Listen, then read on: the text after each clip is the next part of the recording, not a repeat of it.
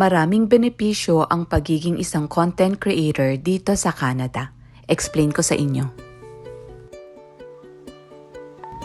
Hello everyone! Welcome back to another vlog. At today naman, pag-uusapan natin yung ilan sa favorite kong benepisyo ng pagiging isang content creator dito sa Canada. At yun ay ang tax write-off. Kapag kasi na-monetize na yung channel mo at earning ka na, pwede mo nang i-declare yun as sole proprietorship business. So meaning, yung mga expenses mo sa pag-create ng content, pwede mo na siyang i-tax write-off. So let's say for example, ako, ang content ko is camping.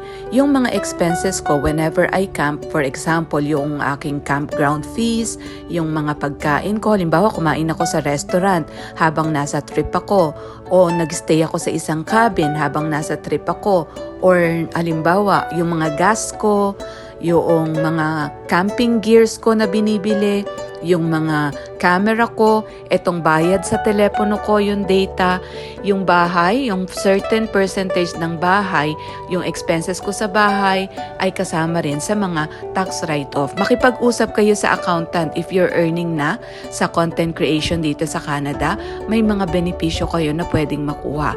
Ang maganda pa nun, let's say for example, malaki yung income nyo, pwede nyong gamitin yung income nyo or yung mga tax write-off nyo from your content creation. At minsan, depende sa calculation, makakaroon pa kayo ng tax refund. O diba, ang daming benepisyo, nag-e-enjoy ka na, kumikita ka na, nagkakaroon ka pa ng benepisyo in terms of tax refund. San ka pa? Why am I sharing this? The reason I'm sharing this is because mahirap talaga sa una ang pagko-content. Sabihin mo na sense lang yan o kaya walang nanonood sa'yo, especially kapag sa YouTube, ano? Pero alam nyo ba na kapag na-reach nyo na yung part na nag-monetize na kayo, sipag na lang ang magiging puhunan nyo, pasipagan na lang talaga, tsaka consistency. Yun ang problema ko kasi.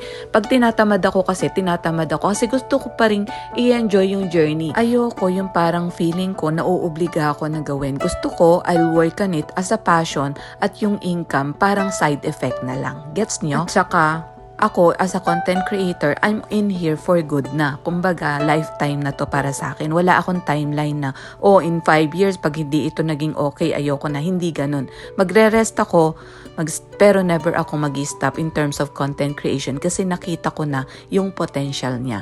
At alam ko kapag wala pang nanonood sa'yo or wala ka pang income, ang hirap makita ng potential. And this is the reason why I'm sharing this video para ma-inspire kayo. Tiyaga lang talaga. You just have to keep doing it until maging successful tayo dito sa content creation. So paano? Yun lang muna for today. Bukas uli sa ating panibagong kwentuhan. God bless everyone!